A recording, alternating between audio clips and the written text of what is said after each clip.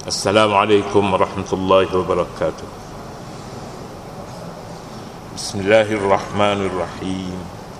Alhamdulillahi rabbil alamin, wassalatu wassalamu ala asrafil mursalin Sayyidina Muhammadin wa ala alihi wa sahbihi ajma'in. Subhanaka la ilma lana illa ma 'allamtana innaka antal alimul hakim. ولا حول ولا قوة إلا بالله العلي العظيم.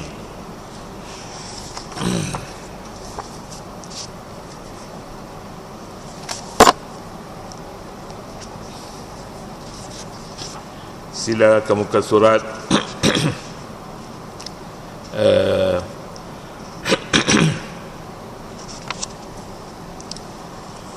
tiga lima. Pengajaran sebelum daripada tu ada pengajaran hadis, pengajaran ayat. Pengajaran ayat tu kalau senang-senang boleh baca lah. Itu mengulangi apa yang kita baca sebelum ini. Kita pergi kepada muka surat 335, tafsir ayat 208 hingga 210.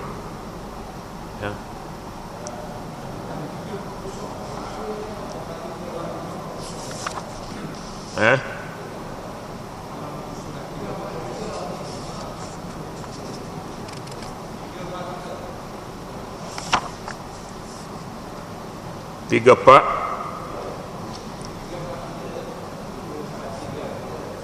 empat tiga. Ya.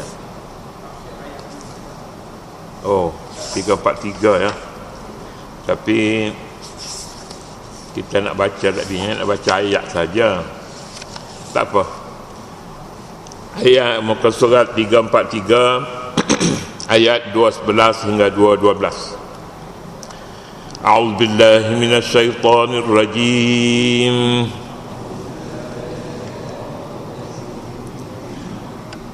Bismillahirrahmanirrahim. Sal bani Israil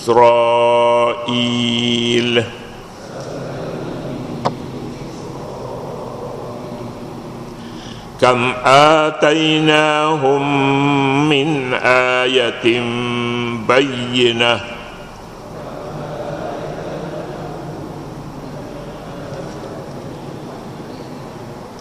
wa man yubaddil ni'matallahi min ba'di ma ja'at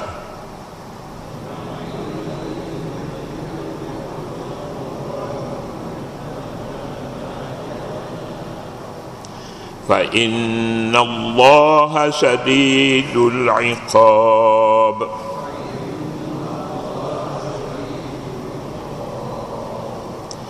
Zuyyina lilladzina kafarul hayatud dunya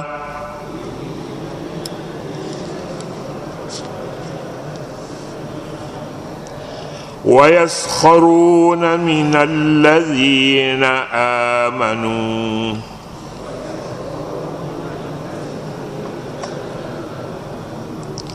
walladzina اتقوا فوقهم يوم القيامة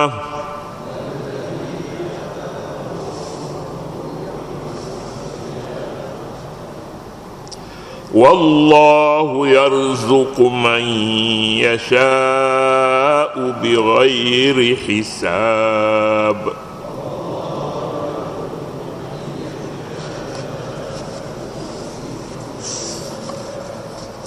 Sadaqallahul azim. Sal bani Israil, wahai Muhammad, tanyalah Bani Israel. Kam atainahum min ayatin bayyinah, berapa banyaknya tanda-tanda kebenaran yang nyata yang telah kami berikan kepada mereka. Wa man yubaddil ni'matallahi min ba'di ma ja'athu fa innallaha syadidul 'iqab. Dan sesiapa yang menukar nikmat Allah setelah datang nikmat itu kepadanya, maka sesungguhnya Allah sangat keras seksaannya. Zuyyina lilladzina kafarul hayatud dunya, kehidupan di dunia dijadikan indah dalam pandangan orang kafir. Wa yaskharuna minal ladzina amanu, dan mereka mempersendakan orang yang beriman. Walladzina taqaw fawqahum yaumal qiyamah, padahal orang yang bertakwa itu lebih mulia daripada mereka pada hari kiamat. Wallahu yarzuqu man yasha'u bighairi hisab, dan sesungguhnya Allah memberi rezeki kepada orang yang dikehendakinya tanpa batas, bighairi hisab. Ayat menyatakan pada kita supaya kita bertanya Bani Israel. Bani Israel, siapa Israel? Kalau orang Yahudi ataupun satu kumpulan yang tertentu, maka namanya Israel. Negeri mereka pun Israel. Maka Israel di sini bukannya Bani Israel. Bani Israel lain daripada Israel. Israel nama Nabi Allah Yaqub alaihissalatu wassalam dalam bahasa asalnya. Dalam bahasa asal, Isr maknanya hamba. Il Allah, Isr nama, Isr hamba Allah. Terjemah kepada bahasa Arabnya Abdullah. Bolehkah sebuah negeri diberi nama Abdullah? Tak mungkin sama sekali. Tak jadi nama macam tu. Tak ada negeri yang namanya Abdu, hamba Allah. Mengapa nama Allah negeri menjadi nama negeri hamba Allah? Kerana mereka taksub kepada Nabi Allah Yaqub alaihissalatu wassalam. Semuanya mendakwa bahawa mereka anak cucu Yaqub. Yaqub mempunyai anak yang ramai dan masing-masing mempunyai kekuatan masing-masing, berbeza antara satu dengan lain. Jadi cukuplah bagi orang yang mengaku bahawa diri mereka mempunyai keturunan kepada Nabi Allah Yaqub alaihissalatu wassalam. Yaqub, Nabi kita sallallahu alaihi wasallam, kalau nak kira daripada keturunan sampai kepada Nabi Yaqub juga, sampai ke situ. Al-Karim ibnul Karim ibnul Karim ibnul Karim, Yusuf ibn Yaqub ibn Ishaq bin Ibrahim. Al-Karim ibnul Karim ibnul Karim, orang yang mulia. Yaqub bin Yusuf bin Ibrahim. Yaqub ibn Yaqub ibn Ishaq ibn Ibrahim. Yaqub bin Ishaq bin Ibrahim. Sal Bani Israel kam atainahum min ayatin bayyinah. Wahai Muhammad, tanyalah Bani Israel. Khitab kepada Nabi Muhammad.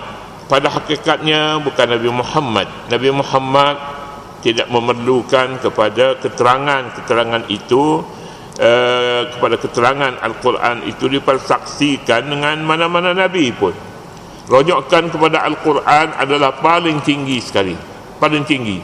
Jadi Nabi kita SAW mengetahui perkara itu daripada wahyu Jibril yang disampaikan oleh Jibril AS. Oleh yang demikian, maka siapa pun tidak boleh menjadi guru kepada Nabi kita SAW, apalagilah dalam hal-hal yang berkaitan dengan agama dan keturunan. Kam atainahum min ayatin bayyinah, berapa banyak kami kurniakan kepada Bani Israel daripada keterangan yang nyata. Keterangan yang nyata itu iaitu mengenai hal akidah, hal ketuhanan. Allah Subhanahu wa taala Maha Esa dan tiada sekutu baginya. Sudah tentulah Nabi kita sallallahu alaihi wasallam orang yang pertama dalam perkara itu. Nabi kita sallallahu alaihi wasallam tidak pernah memiliki berhala, tidak pernah menyembah berhala. Demikian juga ramai para sahabat, antaranya Sayyidina Ali radhiyallahu anhu karramallahu wajhah, tidak pernah menyembah berhala. Jadi dalam hal yang seumpama ini, Nabi kita sallallahu alaihi wasallam disuruh supaya bertanya Bani Israel, bagaimana datuk mereka Nabi Yaqub, sukakah berkelahi ataupun bagaimana?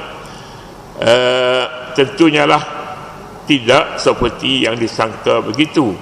Jadi mengenai hal-hal yang seumpama ini, tanyalah Bani Israel, anak-anak Israel, bagaimana Yaqub yang menjadi bapa datuk nenek mereka itu, bagaimana sejarah mereka. Mereka bersatu padu. Yaqub alaihissalatu wassalam, anak-anak mereka juga akhirnya bersatu padu antara satu dengan lain, bersatu padu. Jadi bila disuruh bertanya, bukannya Nabi tetapi umat Nabi Muhammad sallallahu alaihi wasallam disuruh bertanya kepada anak-anak Israel. Anak-anak Israel ini pun sampai sekarang ni belum semuanya mereka mengakui anak-anak Israel. Padahalnya mereka tidak boleh tunjuk satu sanad yang berhubung. Sanadnya itu menyatakan datuk nenek mereka sebelum daripada Nabi Yaqub itu tak boleh dinyatakan satu demi satu siapa daripada keturunan mana. Sekarang ni sudah tidak ada lagi, sudah kehilangan sebenarnya sanad itu. Hanya mereka mengakui mereka itu Israel, mereka itu Bani Israel, kerana mereka datang daripada sebuah negeri yang mereka dakwa itu asalnya negeri mereka, katanya. Sebenarnya pun tidak. Yang paling lama sekali sebelum daripada tertubuhnya negara Israel pada hari ini diduduki oleh orang tauhid, orang yang mengesahkan Allah Subhanahu wa taala selama 40 tahun. Tidak ada satu bangsa pun yang menduduki kawasan itu selama 40 tahun. Jadi dikira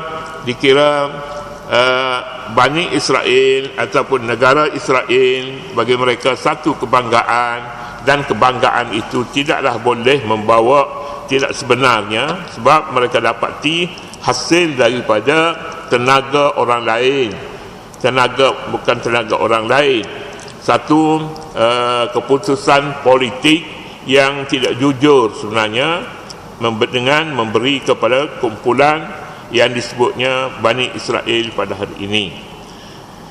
Sal Bani Israel kan atainahum min ayatin bayyinah. Tanyalah Bani Israel, berapa banyak kami kurniakan kepada mereka, kepada Bani Israel itu daripada tanda-tanda yang, daripada ayat yang jelas nyata. Pada ayat sebelum ini menyebutkan kana nasu ummatan wahidah, manusia pada satu ketika yang lalu adalah umat yang satu, kerana mereka bersatu padu di atas agama dan kepercayaan mereka. Tetapi setelah dilalui oleh nafsu yang loba, nafsu yang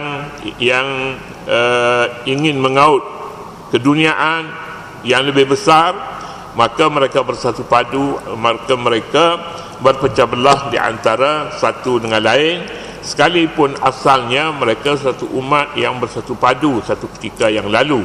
Anak-anak Israel, anak-anak Nabi Allah Yaqub alaihissalatu wassalam, pada awalnya didapati sebab-sebab yang boleh mereka berpecah belah antara satu dengan lain.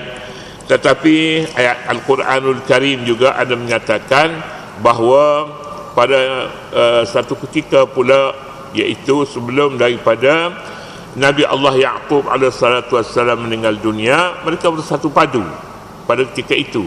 Jadi tak timbul masalah Israel ataupun anak-anaknya itu, anak-anak Yaqub menolak perpaduan. Itu tidak benar, sebab di dalam satu ayat ada menyatakan sebelum daripada mereka, anak-anak Nabi Yaqub meninggal dunia, Yaqub panggil anak-anak mereka supaya bersatu padu, dan mereka menyahut seruan bapa mereka Yaqub untuk bersatu padu antara satu dengan lain, iaitu tentang agama. Dalam agama bersatu padu di atas Islam. Dalam Al-Quranul Karim ada membuat seruan, ya ayyuhallazina amanu taqul ya ayyuhallazina amanu dukhulu fis silmi kaffah, wahai orang-orang yang beriman, masuklah kamu ke dalam Islam secara keseluruhannya. Secara keseluruhan maksudnya di sini orang yang beriman masuk dalam Islam, artinya perkukuhkan iman kamu itu, tingkatkan kepercayaan kamu kepada agama Allah seluruhnya, kafatan seluruhnya, artinya bukan hanya masuk sebahagian daripada ajaran Islam, tetapi juga keseluruhan, sama ada zahir dan batin, perkara-perkara dunia maupun perkara akhirat. Islamkan semua sekali. Islam akidah, Islam syariah, Islam akhlak, semua sekali ini hendaklah kamu memeluk masuk Islam. Itu satu nikmat. Kam atainahum min ayatin bayyinah, berapa banyak yang kami telah berikan kepada mereka tanda-tanda bahawa nikmat Allah itu banyak. Antaranya nikmat menyatu padukan ataupun nikmat bersatu padu di atas agama tauhid, agama Islam. Wa man yubaddil ni'matallahi min ba'di ma ja'atuhu fa innallaha shadidul 'iqab. Sesiapa yang menukarkan nikmat Allah setelah nikmat itu datang kepada mereka, maka ingatlah Allah Subhanahu wa taala mempunyai kesaksaan yang tinggi, yang besar. Ancaman daripada Allah Subhanahu wa taala kepada mereka yang merosakkan perpaduan, terutama sekali Bani Israel yang disebutkan di dalam ayat ini, maka itu adalah satu perkara yang disifatkan menukar nikmat yang telah diberi Allah kepada mereka. Jadi kesimpulan yang diberi menerusi ayat ini, Islam satu agama kesejahteraan, agama kedamaian, dan agama ketaatan yang tidak berbelah bagi kepada Allah Subhanahu wa taala. Agama ini saja yang menawarkan keamanan, kesejahteraan. Lain-lain agama tidak ada yang menawarkan begitu rupa, tidak menjadi suatu dasar. Jadi dengan itu perpaduan merupakan nikmat Allah yang sangat besar. Kalau nikmat ini ditukar kepada yang lain, maka dosanya juga besar. Allah menjanjikan kepada mereka iqab, siksaan yang sangat berat. Syadidul iqab dalam istilah Al-Quranul Karim dipakai kepada kesalahan tauhid, iaitu syirik. Syirik dijanjikan dengan iqab, siksaan yang sangat berat, iaitu siksaan neraka. Kemudian zuyyina lil ladzina kafarul hayatud dunya wallahu subhanahu wa ta'ala a'lam.